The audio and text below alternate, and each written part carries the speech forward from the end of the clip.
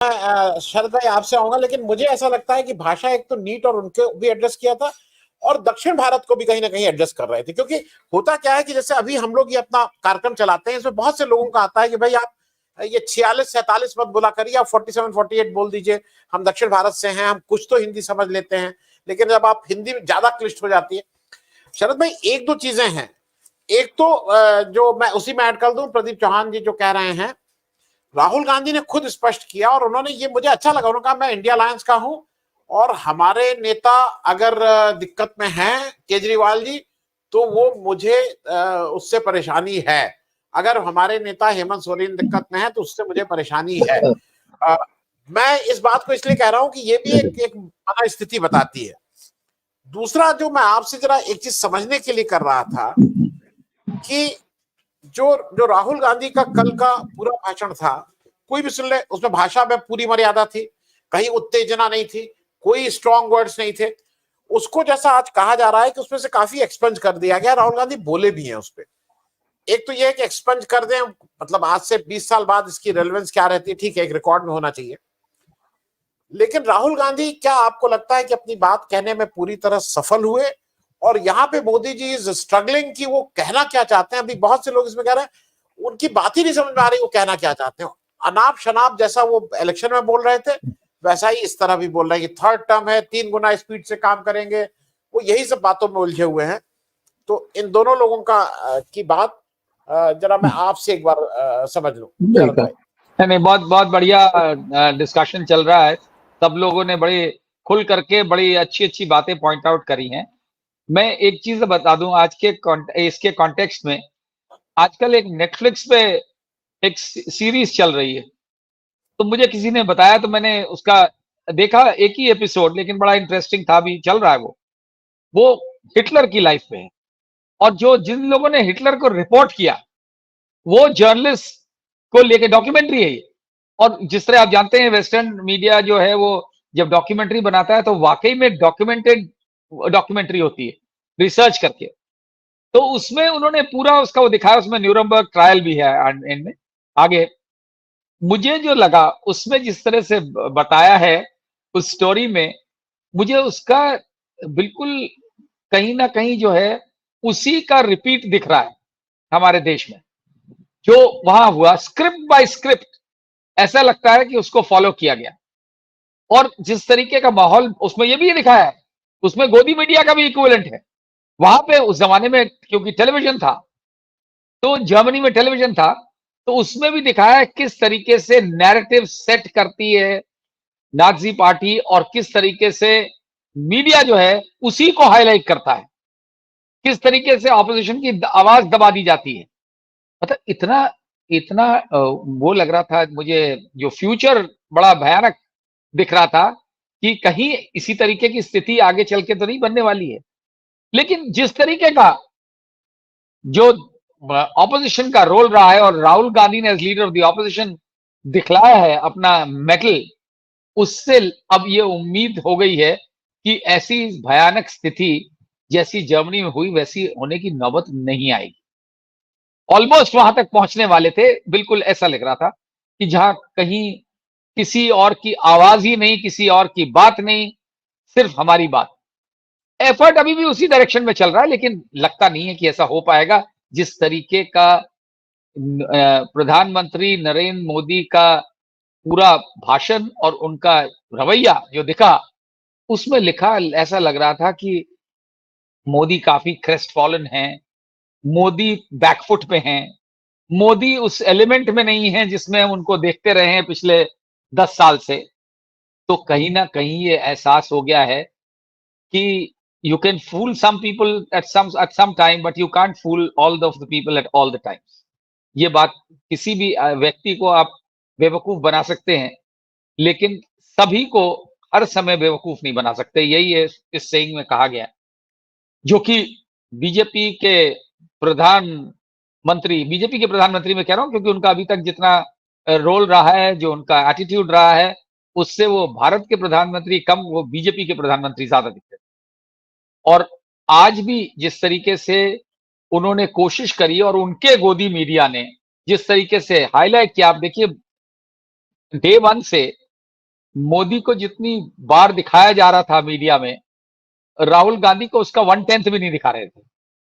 ये कल के भाषण, ये जो 2 दिन के जो उनके भाषण हुए हैं, उससे कंपेल हो गया है मीडिया कि अब उनकी बात भी करे। लेकिन जैसा शायद प्रदीप जी ने या सुनील जी ने ये पॉइंट आउट किया कि ये जो गोदी मीडिया है वो हाईलाइट कर रहा है इस बात को ज्यादा कि राहुल और अखिलेश की जो भाषण का, अब आप देखिए ये तो बीजेपी वाले भी नहीं करते हैं। बीजेपी का भी फोकस रहता है गांधी परिवार के ऊपर।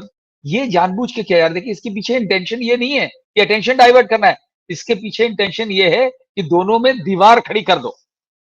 ये बहुत दिनों से चल रहा है, ये अब खुल के पार्लियामेंट के रिपोर्टिंग में अब ये हो गया कि उनका उद्देश्य, आप देखिए जब से ये स्थिति बनी है, इंडिया अलायंस ने बढ़िया परफॉर्म किया है। ये मेन स्ट्रीम मीडिया का प्रयास ये रह रहा है कि जो इंडिया अलायंस के मेंबर्स हैं, किसी तरह उनके बीच में रिफ्ट क्रिएट करो, दीवार क्रिएट करो। और ये इनको बहुत सूट करता है किसी तरीके से राहुल गांधी और अखिलेश तिवारी, बिकॉज उनको डर इस बात का है कि 2027 जब यूपी में इलेक्शन होगा स्टेट का, उससे पहले ये अलायंस टूट जाए। और यूपी में बहुत महत्व रखता है अखिलेश यादव और राहुल गांधी का एक साथ रहना, क्योंकि यहाँ अगेन यूपी बड़ा इंपॉर्टेंट है और यहाँ पे इनकी हैट्रिक अगर बन जाती है तो बहुत नुकसान होगा इंडिया अलायंस को। खतरा इस बात का भी है कि समाजवादी पार्टी में एक आध लोग जो अखिलेश के बड़े क्लोज हैं, वो अमित शाह के भी बड़े क्लोज हैं। आप समझ रहे होंगे किसकी बात कर रहे हैं। तो वो उसको भी इस्तेमाल करेंगे, क्योंकि इनका फोकस इस बात पे रहेगा कि किस तरह से इंडिया अलायंस को डिवाइड करें। डिवाइड एंड रूल की पॉलिसी जो अंग्रेजों की थी, उसमें बीजेपी और आरएसएस बखूबी बिलीव करता है और प्रैक्टिस करता है। अब देखिए जब जब होता है, चाहे वो रिलीजन के डिवाइड से शुरू करते हैं, फिर ये नीचे उतरते जाते हैं। और उन्होंने अभी तक जो उम्मीद करी थी इस इलेक्शन में कि रिलीजियस डिवाइड से, कम्युनल डिवाइड से वो अचीव कर लेंगे, वो नहीं कर पाए। फ्रस्ट्रेशन इन वजह से है। राम के नाम पे दुकान चलाएंगे, वो भी नहीं चल पाई और मुंह की खानी पड़ी उस पूरे इलाके में। और जहां तक ये जो था कि मैं ना खाऊंगा ना खाने दूंगा, अब ये बात दीपक ने जिस तरह से बताया बिल्कुल स्पष्ट हो गई है कि मैं खाऊंगा भी, खिलाऊंगा भी और खाने भी दूंगा। ये इससे ज्यादा और बेहतर एग्जाम्पल क्या होगा। इन्होंने तो बड़े हल्के से बताया अयोध्या के बारे में। अयोध्या में 34,000 करोड़ का खर्चा हुआ अयोध्या के फेसलिफ्ट में, पुनर्निर्माण के नाम पे। आप सोच सकते हैं ये हमारे आपके सोच के बियॉन्ड है। 34,000 करोड़ कितना पैसा होता, एक नया शहर बन सकता है 34,000 करोड़ में। आप सोचिए वहां पे ये स्थिति बन जाए कि इस रेलवे स्टेशन पे पानी भर जाए। एयरपोर्ट तो वैसे ही नॉन फंक्शनल हो गया है, ज्यादातर फ्लाइट्स कैंसिल हो चुकी हैं। यहाँ पे जो सड़कें जितनी बनाई गई हैं, पूरे शहर के अंदर पानी भर जाए। ड्रेनेज, पता लगा कि ड्रेनेज सिस्टम ही नहीं है, क्योंकि ड्रेनेज में जो सीवर लाइंस पड़ती हैं, उनमें जो पाइप्स पड़ते हैं उसके नीचे सोलिंग होती है। अगर नहीं करेंगे तो एक बारिश में बैठ जाएगा वो और पानी बैकफ्लो करेगा। वो ये सिंपल सी चीज है। और वो सारे लोग जो दावा करते हैं कि भ्रष्टाचार मुक्त कर दिया है उन्होंने इससे बड़ा उदाहरण नहीं हो सकता कि उन्होंने भ्रष्टाचार युक्त कर दिया है बड़े अच्छे तरीके से। और इतना पैसा खाया गया, ये देखिए छोटी मोटा नहीं है। मैंने करप्शन पे बहुत काम किया, रिपोर्टिंग जिंदगी भर करी है और मुझे ये 47 साल हो गए रिपोर्टिंग करते हुए। और इतने मैंने भ्रष्ट लोगों को एक्सपोज भी किया है, कुछ लोग जेल भी गए, लेकिन ऐसा मैंने भ्रष्टाचार पहले कभी नहीं देखा। बहुत होता था, कांग्रेस के टाइम में भी होता था, मुलायम के टाइम के, मायावती के टाइम में। मायावती को तो बहुत कहा जाता था सबसे भ्रष्ट है। इससे ज्यादा भ्रष्टाचार अनइमेजिनेबल है कि किसी प्रोजेक्ट में आप सोचिए, ये जो सड़क है वहां 334 करोड़ रुपए लगा है। By no stretch of imagination is it possible to spend so much money on the road. उसके बाद ये स्थिति रोड की, मतलब आंख बंद करके लूटा गया। चाहे वो पानी की वाटर सप्लाई की स्कीम हो, जितनी भी है, आपने किया क्या है। अब आई ये तो बात आई उसकी, और इसको कौन मॉनिटर कर रहा था, हाईएस्ट लेवल पे पीएमओ। चीफ मिनिस्टर हर हफ्ते जाते थे अयोध्या। चीफ मिनिस्टर बहुत ईमानदार है। तो चीफ मिनिस्टर क्या कर रहे थे? मतलब उनको इंस्ट्रक्शंस थे कि आप आंख में पट्टी बांध लो, जो भी होता रहे होने दो। ये पैसे का एलोकेशन इसीलिए किया गया है कि भाई लोगों तक पहुंचे, भला हो कुछ लोगों का, कुछ लोग रईस हो जाएं, बिलो पॉवर्टी लाइन से हाईएस्ट रिचेस्ट लाइन पे पहुंच जाएं, क्योंकि किसी तरीके से पॉसिबल नहीं है। ये देखिए एलोकेशन इस तरह से किए जाते हैं, और खासतौर से यूपी में ये बहुत बढ़ गया है सिलसिला। इतने ज्यादा बड़े एलोकेशन किए जाते हैं जो किसी भी स्ट्रेच ऑफ इमेजिनेशन से, किसी भी लॉजिक से पॉसिबल नहीं उतना खर्च होना। जब ज्यादा एलोकेशन करेंगे पैसे का तो उतने ही ज्यादा कट्स खाने का मौका मिलेगा। बात आती मंदिर की। मंदिर को मॉनिटर भी प्राइम मिनिस्टर करता है। प्राइम मिनिस्टर के क्लोजेस्ट ऑफिशियल नृपेंद्र मिश्रा, जो बहुत ईमानदार अफसर रहे हैं अपने करियर में, 67 बैच के आईएएस अफसर, और बड़े नाम रहा है उनका ईमानदारी में। ये अलग बात है कि उनके बेटे को टिकट मिला और हार गया, लोकसभा टिकट मिला। समय के साथ आदमी बदल सकता है, पता नहीं। लेकिन ये बताइए मुझे कि कोई तरीका है कि मंदिर के, एक मंदिर पे आप हजारों करोड़ में खर्च करें? वो मंदिर जो हमने अपनी आंखों से देखा, जहां वहां का कटा हुआ पत्थर, तराशा हुआ पत्थर कम से कम 15-20 साल से वहां रखा हुआ है। धीमे धीमे चल रहा था, 20 साल पहले शुरू हुआ था, और वो रखे रखे जो है, वो सारे पत्थर की कॉस्ट नहीं है। वो जो पुराना पैसा था, जो पता ही नहीं किसी को कहां गया, जो अशोक सिंघल के जमाने में वो कहते थे कितने करोड़ विदेश से वो आई है डोनेशन, सोने की ब्रिक्स आई थी, किसी ने नहीं पूछा कहां गया। जो भी बहरहाल, जो अभी ये जो ट्रस्ट है उसके पास, इसके नृपेंद्र मिश्रा तो उसके कमेटी के अध्यक्ष थे, जो कंस्ट्रक्शन कमेटी थी मंदिर की, वो भी वहां जाके हफ्ते हफ्ते भर रुकते थे, कैंप करते थे। उनको भी नहीं दिखा। उनको तो बहुत आइडिया है कि कंस्ट्रक्शन कितने में हो सकता है, कौन सा क्या लगाया गया वहां क्या बिल्डिंग में सोने के ब्रिक्स लगाए गए। क्योंकि किसी भी उससे आप सोचिए, फाउंडेशन बनी, एरिया के लेवलिंग हुई, उसमें जो भी फैसिलिटी, जो इंफ्रास्ट्रक्चर में रिक्वायर्ड है वो डाला गया। पत्थर सारा पुराना है, तराशा हुआ है, पत्थर को जोड़ना भी नहीं था, पत्थर को एक के ऊपर एक स्लॉट्स बने हुए उसमें लगाया जाना है। उस तरीके का कंस्ट्रक्शन, जैसे बच्चों के गेम्स आते हैं ना, एक दूसरे में फंसा देते हैं, उस तरीके का कंस्ट्रक्शन है। वो बरसों से किया गया है। उसको रखना वहां, उसकी सफाई करके लगाना, उसमें लग जाएगा क्या क्या आप सोच सकते हैं? 50-100 करोड़, 10-2000 करोड़, कितना करोड़ लगेगा? खुलेआम खाया गया पैसा। मुझे उसके ट्रस्ट के सेक्रेटरी हैं चंपत राय, उनका तो क्या कहना। वो एक जमाने में वो अशोक सिंघल का बस्ता लेके चलते थे, हमें याद है, हम लोग तो ज्यादा उनसे बात भी नहीं करते थे। और अब उनका यह आलम है कि वो सर्वे सर्वा है, कोई उनका नहीं चेक करता है। उन्होंने जमीन में जिस तरीके से जमीनों के वहां पे घोटाले हुए, सबकी पट्टी बंदी रही। ये राम के नाम पे ये किया गया है।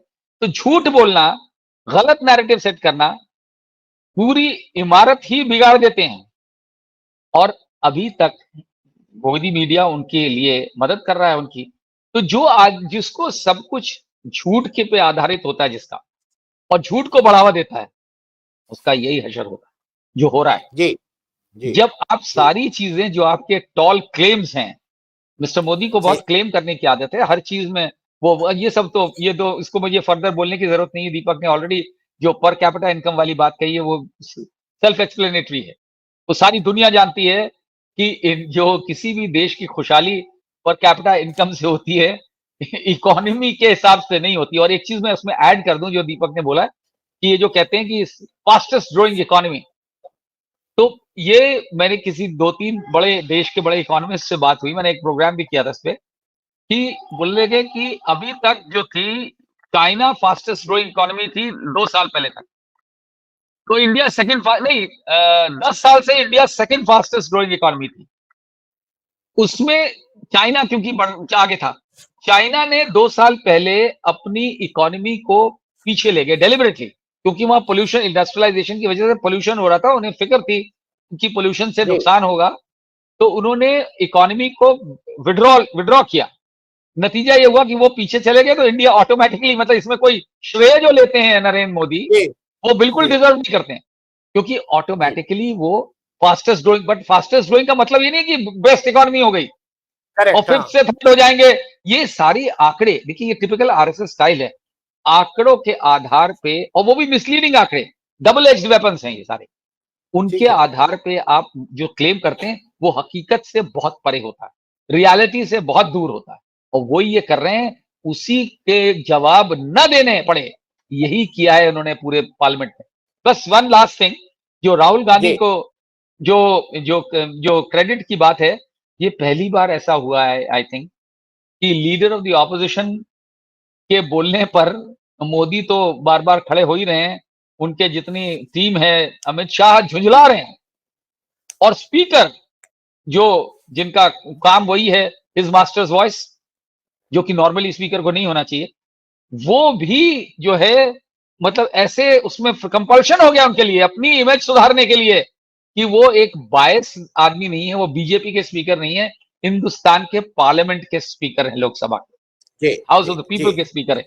उनको मजबूरी हो गई ऐसा, और अब इसी को झेप मिटाने के लिए ये सारा कुछ जो एक्सरसाइज चल रही है और आगे भी चलेगी कि किस तरह से राहुल गांधी को जी रन डाउन कैसे किया जाए, उनका सारा उद्देश्य यही है, और जी इसके लिए इन्होंने पहले से प्लानिंग कर रखी, इनको इस बात का अंदेशा रहा होगा। बस वन लास्ट थिंग, आप देखिए पार्लियामेंट का सेशन जो है बहुत शॉर्ट है, कभी भी फर्स्ट सेशन नया पार्लियामेंट इलेक्ट होने के बाद इतना शॉर्ट नहीं होता है, 9 दिन में 2 दिन छुट्टी, 3 दिन शपथ के, बचे 4 दिन, वो डेलिबरेटली रखा गया इसीलिए कि मौका ना मिले विपक्ष को अपनी बात कहने का, और रूलिंग पार्टी को उन मुद्दों का जवाब देने का जो कि इस देश के लिए बहुत जरूरी है।